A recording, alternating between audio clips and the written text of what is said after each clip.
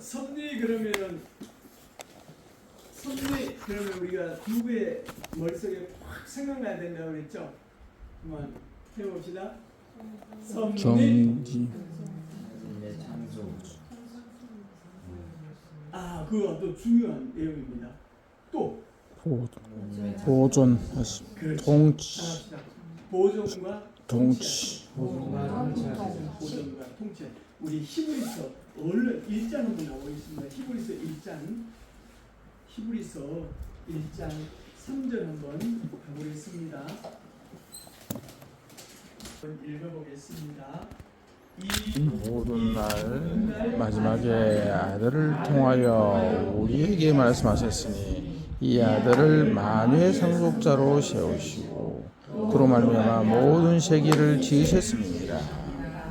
이는 하나님의 영광의 광채시요 그 본체의 형상이시라. 그의 능력의 말씀으로 만물을 붙드시며 죄를 정결하게 하는 일을 하시고 높은 곳에 계신 지극히 크신 이의 우편에 앉으셨습니다. 히브리서. 여기에 이제 그는 그의 아들 이 부분은 전부 다 누구 말하는 거예요? 예수님 말하는 겁니다. 그러면 우리 2절 한번 아들에 대한 예수님 그렇게 해서 읽어보겠습니다.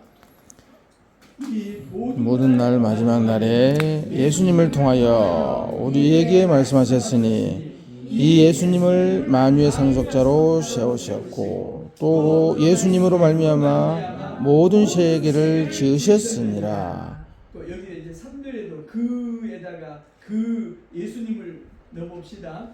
이는 하나님의 영광의 광채시요 그 본체의 형상이시라. 예수님의 능력의 말씀으로 만물을 붙드셨고 정결케 하시는 일을 하시고 높으신 곳에 계신 지극히 크신 이의 우편에 앉으셨음이니라. 아멘.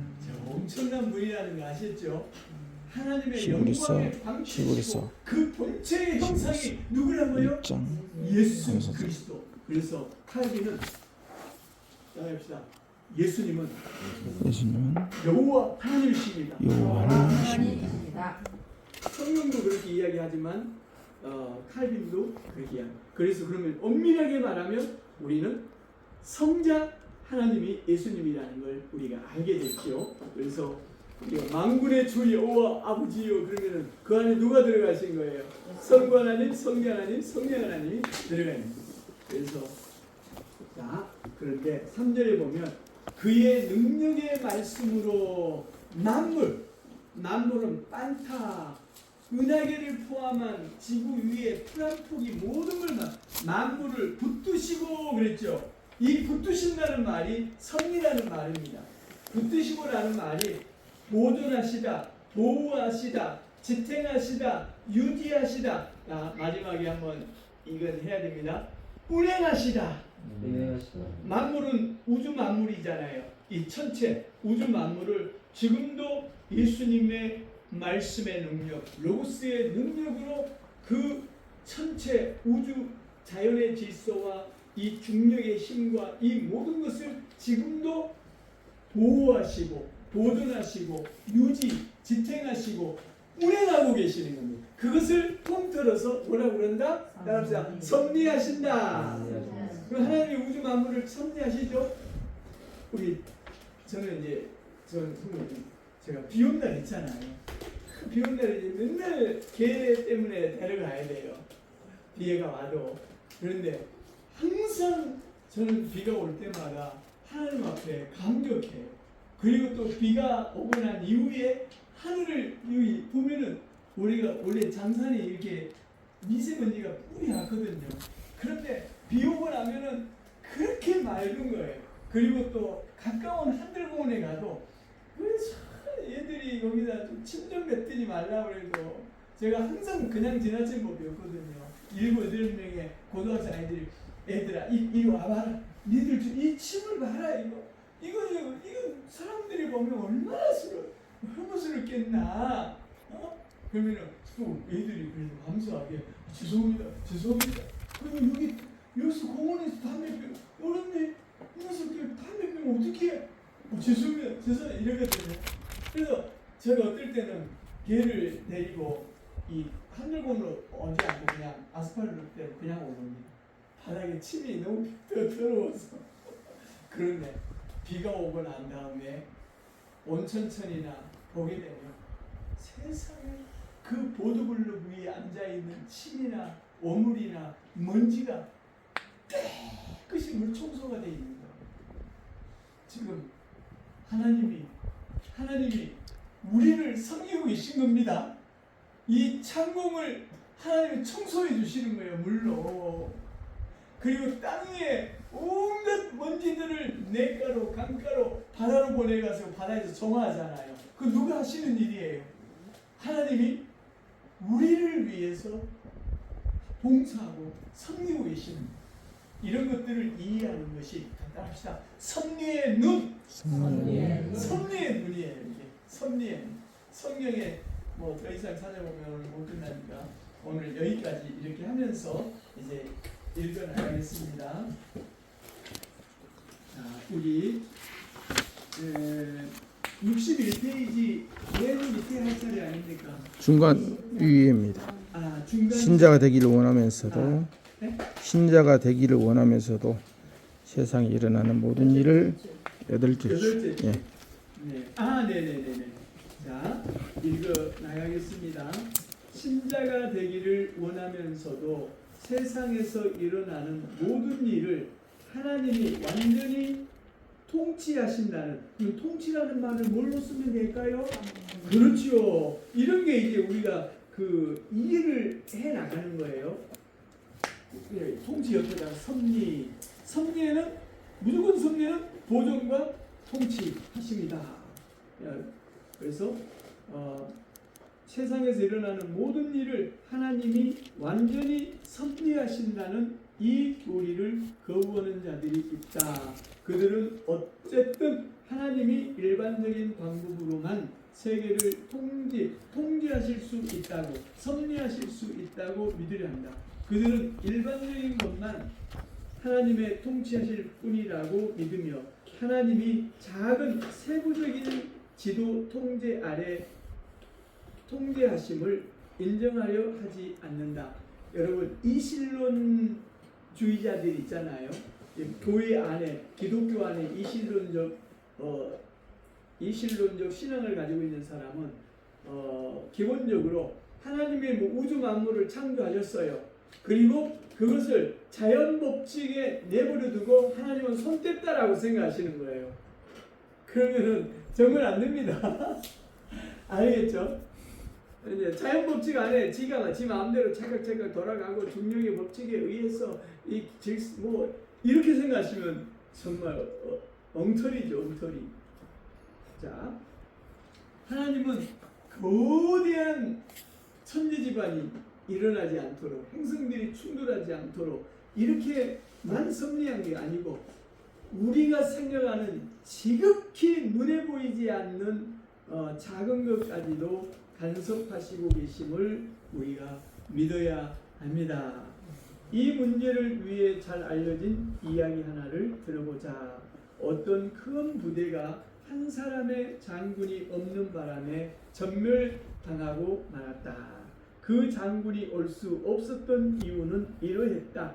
말은 있었지만 그 말 발굽에 신겨야 할 굽새의 못 하나가 잘못되어 신기지 못했다. 결국 장군은 그 작은 못 때문에 올 수 없었던 것이다. 이거 그 한무 이야기 같은데요.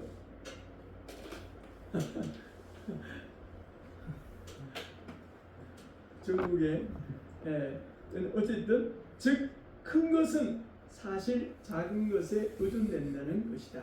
여기 밑줄 쳐보겠습니다. 큰 것은 작은 것에 의존된다. 계속 밑줄 쳐야 됩니다. 작은 것을 통제하지 못하면 큰 것 또한 통제할 수 없다. 물론 사람들이 하나님이 만사를 통치하심을, 만사를 섭리하심을 생각할 때 겪는 어려움은 인간이 바둑판 위에 있는 바둑알보다 더 격화되는 것처럼 보이는 일 때문에 인간 범주 밖으로 무력한 로봇으로 만드는 것처럼 보인다. 안티 세력들이 이렇게 말합니다. 그래서 항의는 계속된다. 또 밑줄 치겠습니다. 만약 하나님이 내가 행하는 모든 것을 통제, 섭리하신다면 내가 행하는 행동이 왜 비난을 받게 되는가? 이런 얼마나 이 질문을 할 수 있겠어요? 즉 교리는 행위에 대한 인간의 책임이 없음을 뜻하지 않는가? 이게 이제 운명론, 숙명론으로 이야기하기 때문에 그런 거예요. 내가 누군가를 살인하고 내가 감옥에서 사는데 그것도 신의 섭리다 그래버리면 이건 하나님의 신성을 못 오가는 큰 죄가 되는 것이죠. 그래서 이 부분이 이제 다음에 터치할 겁니다. 운명론은 성경과 정반대되는 것입니다. 그런 요소가 있지만 우리는 여기에 대해 우리가 할 수 있는 말은 오직 하나뿐이다. 우리는 하나님께서 어떻게 우리들을 통제하시는지 모르지만 우리에게 책임은 여전히 있다는 사실이다. 이 진리를 인간이 다 이해되도록 설명할 수 있는 방도가 없음을 우리는 안다. 이것을 인간적으로 다 이해할 수 없는데 뒤에 이해가 돼요. 이해가 돼요. 그게 하나님이 아까 제가 그 대교리 7문에 하나님이 어떤 분인가? 하나님은 영이신 분이시고 지혜가 무한하시고 영원하시고 불변하시고 이런 하나님의 속성들을 우리가 깊이 묵상하게 되면 이런 하나님의 우리 인간이 다 이해할 수 없는 불가해한 하나님의 신비를 우리가 충분하게 이해하고 받아들이게 되면 하나님의 인간의 이성으로 다 이해할 수 없는 하나님의 기기묘묘한 섭리를 우리가 믿을 수 있다. 그 다음에 그러나 우리는 그것이 진리라는 사실을 아는 것만으로 충분하다. 성경이 이 두 가지 사실을 다 가르치고 있기 때문이다. 성경에서 우리의 행위의 책임이 인간에게 있으며 또한 성령을 통하여 우리가 참 자유함을 안다. 이 자유는 외부의 권력에 의한 어떤 행동의 강요도 받지 않는 안전한 자유다. 또한 인간에게 성령에서 우리는 하나님이 인간을 통제, 섭리하시며 우리가 향할 바를 정하셨음을 안다. 그러므로 우리는 이 가르침을 다 설명할 수 없기 때문에 진리를 받아들이는 것이다. 자, 이제 봐보십시오. 하나님은 불가해하신 분입니다. 만약에 병아리가 우리가 옛날에 다일리가 이렇게 초등학교 때인가 뭐 하여튼 이제 막 부화된 닭을 병아리를 사가지고 집에서 키웠어요. 사랑이라는 이름을 지어줬는데 상당히 큰 닭까지 자랐어요. 그래가지고 저도 놀랐어요. 밖에 운동장을 갔는데 강아지하고 똑같아요. 사랑아 그러면 다니를 쫓아다닌 거예요. 멀리서도 사랑아 그러고 막 달려오는 거예요. 자기 주인을 아는 거예요. 교감이 되더라고요. 그런데 그 병아리가 사람의 철학과 사상과 관념과 무슨 계획을 하고 미래를 어떻게 준비해 이런 거 모르잖아요. 그냥 극히 이렇게 경험할 뿐이지. 그러니까 우리는 그보다 더하죠. 우리는 하나님을 다 이해할 수 없어요. 천국 가서도 하나님 그 본체를 다 이해할 수 있다고 생각하면은 그건 피조물의 한계를 벗어난 그건 타락한 마음일 겁니다. 그런데 하나님이 우리가 이해할 수 있는 이 땅에서 충분하게 이해할 수 있는 그 범위 안에서 우리에게 특별 계시로서 성령을 주신 것입니다. 성경에서 섭리를 이야기하고 있으면 우리는 그게 우리의 조그마한 이성으로 다 이해가 안 되지만 우리가 받아들여야 되는 거예요. 그리고 성경에서 그 아브라함의 인생을 어떻게 섭리하신지, 이삭의 인생을 어떻게 섭리하신지, 야곱의 인생을 어찌 섭리하신지, 요셉을 어떻게 이렇게 섭리해서 애굽의 총리가 되게 하시고 하나님의 그 구원의 역사가 성취되는지, 이런 걸 보면서 우리는 수없는 하나님의 보존하시고 통치하시는 하나님의 섭리를 우리가 보게 됩니다. 여기까지만 이렇게 할게요. 왜냐하면 다음에 또 이렇게 나오니까. 또 그 다음에 한번 읽어보겠습니다. 성경이 하나님의 말씀이라는 강력한 증거는 하나는 성경 자체가 그것을 말하고 있기 때문에, 밑줄 쳐봅시다. 성경이 하나님의 말씀이라는 강력한 증거의 하나는 성경 자체가, 그것이 뭘까요? 섭리죠, 섭리. 성경 자체가 섭리를 말하고 있기 때문이다. 프로비디언스. 하나님의 무한한 예지, 무호한 예지의 능력으로 역사 이후에 펼쳐질 모든 일들을 하나님이 섭리로 작정하셨고, 그 작정하신 섭리대로 역사를 이끌어 가신다. 범죄는 범죄한 대로. 자, 그 다음에 성경이 그 다음에 여호와의 행사가 크시니 그의 즐거워하는 자가 다 연구하는도다.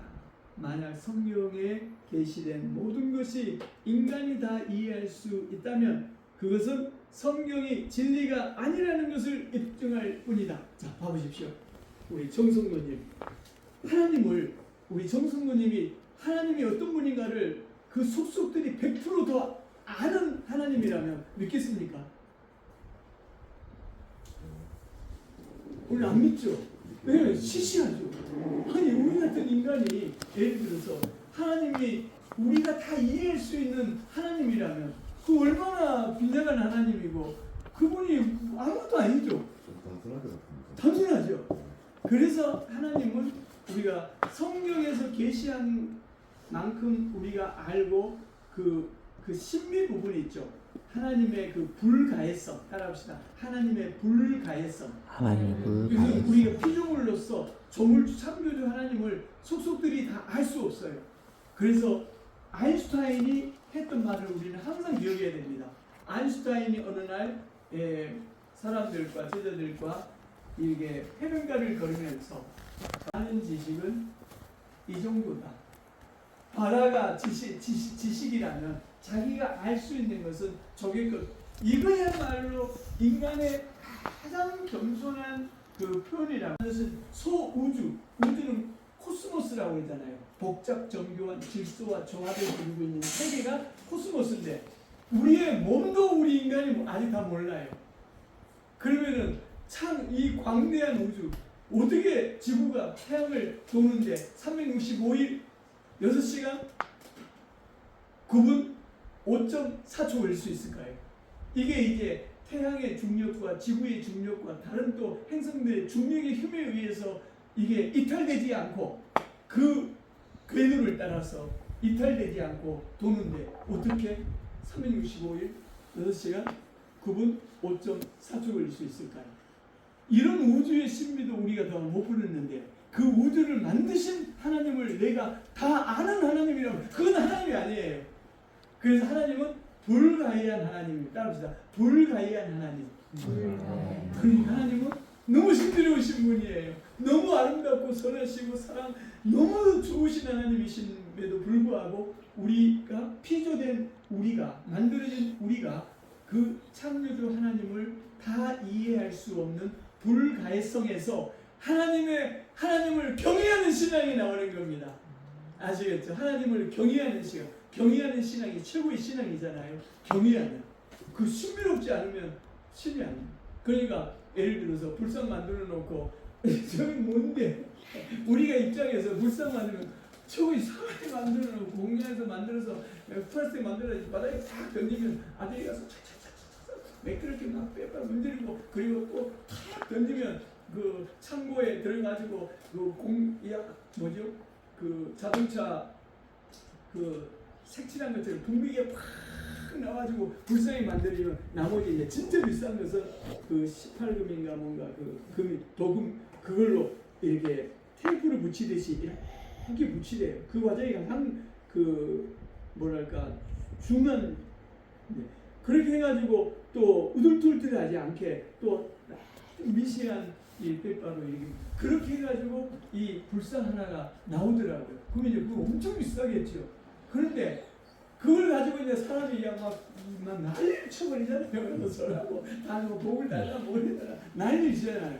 그러면은 그 우상을 우리가 보게 되면 그 우상에는 생기도 없고 생각도 없고 걸어다니지도 못하고 그리고 우리와 같은 인간이 만들었단 말이죠. 그러면 그게 무슨 놈의 신앙의 대상이 되겠어요. 우리고 이해를 모든 속속들이 그 우상이 만들어진 과정과 이걸 다 하는데 거기에서 무슨 신앙의 내용이 있고 신앙의 대상이 될 수가 없잖아요. 그런데 우리 하나님은 영이신 하나님으로서 영적 존재 방식으로 영원한 그 의와 사랑과 지혜와 권능과 이런 무한하시고 영원하시고 불변하시는 그 하나님 성경에 계시되어 있지만 그보다 더한 불가이한 하나님. 그러니 우리가 그분을 예배하고 경배하고 그분을 우리가 경외하는 것입니다. 사람도 마찬가지예요. 사람도 그냥 너무 바닥이 나버리면 결혼을 했는데 뭐 이런 신앙도 있고 지식의 깊이도 있고 뭣도 좀 이렇게 인격도 굉장히 깊고 이런 줄 알았더니 같이 살아봤더니 예를 들어서 그냥 하고 질도 없고 믿음도 없고 이 바닥이 다 오해버리면은 이거 이제 이 양반하고 어떻게 내가 이 평생을 살아갈까 고민 안 되겠습니까? 그래요 안 그래요? 그래서 사람의 제가 우리 옛날에 형수가 우리 형님에게 좀 당하더라고요. 그래서 형수님 형님을 이길 수 없습니다. 성격을 이길 수 없습니다. 결혼이 얼마 한 3년 됐을 때 형수가 자기 개발하십시오. 신앙과 그리고 많은 책들을 읽고 그의 지혜와 총명과 명철 그렇게 해서 남편이 아내를 존경하는 자로 이렇게 본인을 만드세요. 그러면 함부로 못합니다. 제가 그 이야기를 했어요. 그거 마찬가지. 하나님도 마찬가지죠. 우리가 성령에 계시된 하나님도 다 알 수가 없을 만큼인데 우리가 하나님을 속속들이 알 수 없다. 우리 하나님은 참으로 신비로우신 분이고 불가해한 아름답고 그 사랑이 영원하시고 무한하시기 때문에 인간의 이성으로 그 사랑을 다 이해할 수 없고 그분의 지혜를 다 이해할 수 없고 영으로 존재하시는 그 존재하시는 하나님을 다 이해할 수 없어요. 그러나 성령이 말씀하고 있고 성령을 우리 안에서 해석하게 만드시고 믿게 만드시고 깨닫게 만드신 성령 하나님이 계시기 때문에 이 성령이 계시한 범주 안에서 우리는 하나님을 명료하게 충족하게 온전하게 압니다. 그러나 하나님을 속속들이 다 안다라는 말은 있을 수가 없고 피조물이 그런 마음을 가질 수가 없는 거죠. 좀 이해되셨죠? 그 다음에 한번 읽어 나가겠습니다. 성경이 인간 이해를 초월하는 하나님의 위대하심을 계시하기 때문에 우리는 성경이 더욱더 하나님의 말씀이라고 확신할 수 있다. 하나님께서는 우리들이 요구하고 사고할 수 있는 것보다 더 위대한 것을 하실 수 있기 때문에 우리는 그를 믿고 더욱 신뢰할 수 있지 않는가. 이것은 기독 신자의 신앙생활에 있어서 매우 중요한 것이다. 우리 한번 밑줄 쳐보겠습니다. 하나님은 행악자의 행위까지도 통제하시기 때문에 섭리하시기 때문에 하나님을 사랑하는 자, 곧 그 뜻대로 부르심을 입은 자들에게는 모든 것이 합력하여 선을 이루느니라는 말씀에서 신자는 확신을 갖게 된다. 우리 정창선 목사님이 있는데 명지대 정식 교수였어요. 맹인인데 완전 맹인인데 학교를 다니는데 여기는 이제 그 30살 정도 20대 후반에 예수님을 믿게 됐어요. 그 전에는 등치가 막 한 1m 80, 한 7, 8 되죠. 몸무게 90kg 나가는데 분노에 찬 술 먹고 그냥 막 하나님을 욕한 거예요. 하나님 믿지도 않으면서. 근데 왜 나를 맹인 만들었냐는 거예요. 막 삿대질을 하고 자기가 그러더라고요. 옛날 보라에 보면서 우리 같은 대학원까지 같이 다니는데 막 삿대질하고 분노에 찬 맹인학교 다니고 침술 이걸로 이제 밥 벌어 먹고 살아야 되는 이런 상황이. 그런데 20대 26살인가 7살인가 그때 예수를 믿게 된 거예요. 제대로 예수를 믿게 됐어요. 그래가지고 신학교를 이제 오기 전에 결혼을 했는데 정말 경찰 따님인데 중앙대학교 나오고 중앙대 대학원 나오셨어요. 정말 예쁘게 생기셨어요. 정말 하시는데 그런데 그 딸 달라고 매일 집 앞에서 마지막 경찰 아버지는 허락하시는데 엄마는 끝까지 저도 이제 그 아버지 어머니 잘 알죠. 그런데 끝까지 반대했는데 결국은 매일매일 가가지고 맹인이 그 집 앞에 주택에 계단이 있는데 계단에 앉아 있는 거예요. 따님을 그래가지고 허락해서 결혼을 했어요. 그렇게 해가지고 이제 눈이 안 보이니까 점자로 하는데 이걸 영어, 한글, 히브리어, 헬라어까지 점자로 성적장을 쓰겠습니다. 대학원 졸업할 때까지. 그리고 이 친구가 진짜 명지대 정식 교수가 됐습니다. 아니 그냥 강사가 아니라 정식 교수가. 그래서 명지대에 그 수백 명의 교수가 오는데 인기투표 4위까지 하죠. 4위. 그래서 목회도 하고.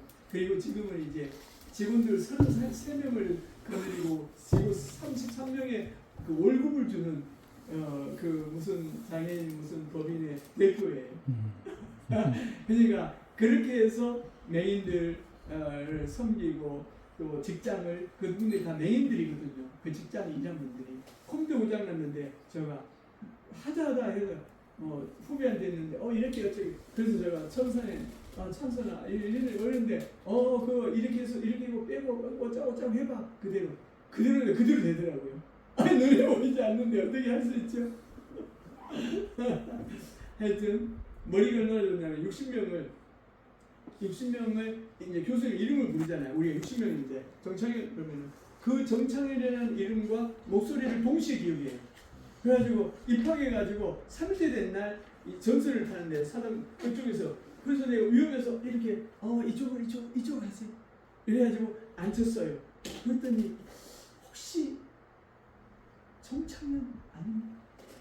꼼짝을 어떻게 내 이름을 알았냐 그랬더니 교수님이 이렇게 정창현 하는데 3일째 다니는 입학 3일째 좋죠. 그래가지고 이름하고 동시에 기억해요. 그러니까 하나님이 여기를 주신 거예요. 이 두뇌 뛰어난 기억력을. 그러니까 너무 놀랍잖아요. 하나님의 은혜가 아니었으면 자기가 그러더라고요. 그 찬송가 틀어놓고 그 전철 안에서 그 동전이 이렇게 왔다 갔다 하잖아요. 자기는 틀림없이 그 인생 살았다는 거예요. 강원도 꼴짝이 너무 가난한 집에 태어났는데 지금은 이제 정말 어마어마하죠. 교수의 목회자의 법인 대표의 이 눈이 떠 있는 정상인도 할 수 없는 그 엄청난 일. 이런 것들이 바로 하나님의 그 인생의 깃들에 있는 구비구비 하나님의 섭니다. 믿습니까? 여기에 대한 우리가 믿음을 가져야 됩니다. 그래서 하나님은 행악자의 행위까지도 섭리하시기 때문에 하나님을 사랑하는 자 곧 그 뜻대로 부르심을 입은 자에게는 모든 것이 뭐라고요? 합력하여 선을 이룬다. 이것이 뭡니까? 이게 섭리예요. 그래서 제가 우리 정찬선 목사님 이렇게 이야기했죠. 저보다 2살 적은데 형님 그런데 한번 생각해보세요. 그게 하나님의 섭리예요. 우리도 마찬가지예요. 우리가 불신자로 살다가 정말 실패하고 모든 인간의 모든 노력을 다해봤지만 어찌할 수 없는 그런 자리에서 우리 예수님을 믿다 합시다. 그런데 우리가 하나님에게로 진실로 나가면 우리의 인생을 하나님이 복되게 우리를 회복시키시고 섭리해 가십니다. 이것을 믿어야 되는 거예요. 믿습니까? 이걸 믿어야 됩니다. 자, 그 다음에 물론 하나님이 여기 밑줄 쳐봅시다. 굉장히 중요합니다. 빨간 펜. 물론 하나님이 죄의 조성자는 아니다. 하나님은 죄를 가장 가증스럽게 여기고 죄를 지을 수가 없어요. 그분 자체가 빛이시기 때문에, 거룩이시기 때문에, 그분 자체가, 하나님은 빛이시라, 하나님은 사랑이시라 성경에서 이야기하고 있잖아요. 그래서 그렇게 하나님이 섭리에 가시지만 죄를 짓도록 사람에게 유혹을 해서 죄에 빠지게 만들거나 불행에 빠지게 만들거나 사기에 빠져들거나 이런 일은 하나님의 그 아름다운 속성상 결단코 있을 수 없는 일입니다. 그런 죄 가운데, 반역 가운데서도 하나님의 그 기본적인 하나님의 작정은 실패 없이 역사를 통해서 성취해 나가시는 그런 하나님의 신비한 섭리. 그 다음에 죄의 조성은 아니다. 그 다음에 또 죄를 통치하신다. 죄를 억제하시고 모든 피조물과 그 행동을 보존하시고, 여기다 밑줄 때 굉장히 중요합니다. 두 줄씩. 모든 피조물과 그 행동을 보존하시고 통치하시는, 섭리하시는 하나님을 믿는 신자들은 우리를 두려워하거나 위험 중에서도 공포가 그를 정복하지 못할 것이다. 우리 오늘 본문에 정말 오늘 밥 먹고 내일 아침에 먹을 것이 없는데도 지극히 작은 일에까지 염려하지 말라고 그러잖아요. 그건 왜 염려? 하나님의 섭리 때문에 그래요. 하나님의 합력에서 선을 이루신 하나님의 섭리, 우리를 낮추시고 우리 속에 있는 마음의 탐심의 우성을 제거하시고 뽑으시고, 그리고 우리에게 영의 복을 주시고 또 하나님의 사명을 감당할 수 있는 모든 것을 주시기 위해서 우리가 잠시 그 때로는 혹독한 연단, 시험을 우리가 고통을 때로는 당하는 것이죠. 하나님의 섭리 가운데서 우리의 고통의 문제를 이해해야 된다. 그 다음에 신자는 자신의 운명과 세계의 모든 것의 운명이 하나님 손에 달려 있음을 안다. 거기다 밑줄 우리 두 번 씁시다. 빨간 파란펜. 신자는 자신의 운명과 탄생과 죽음, 운명과 세계, 역사의 모든 것의 운명이 하나님 손에, 오직 하나님 손에 달려. 마귀도 어떻게 할 수, 사람도 할 수 없어요. 하나님의 손에 달려 있다. 신자는 어떤 우발적 사건도, 여기다 우발적, 우발이 뭡니까? 우연이란 말이죠. 우연. 신자는 어떤 우연적 사건도 그가 자기 생애에 대한 하나님의 계획을 이루기 전에는 그를 옮겨놓을 수 없음을 안다. 질병이나 고통이나 환난이 닥친다 하더라도 그것 또한 그를 대하시는 하나님의 한 섭리인 줄을 믿는다. 거기다 밑줄. 다 이해 안 돼. 이제 초신자 때는 이게 이해가 안 되겠죠. 당연히 완벽하게 이해가 되지만은 이제 신앙의 정도에 따라서 이해가 안 되지만 우리는 성경이 그렇게 말씀하고 있으니까 받아들여야 됩니다. 받아들여야 됩니다.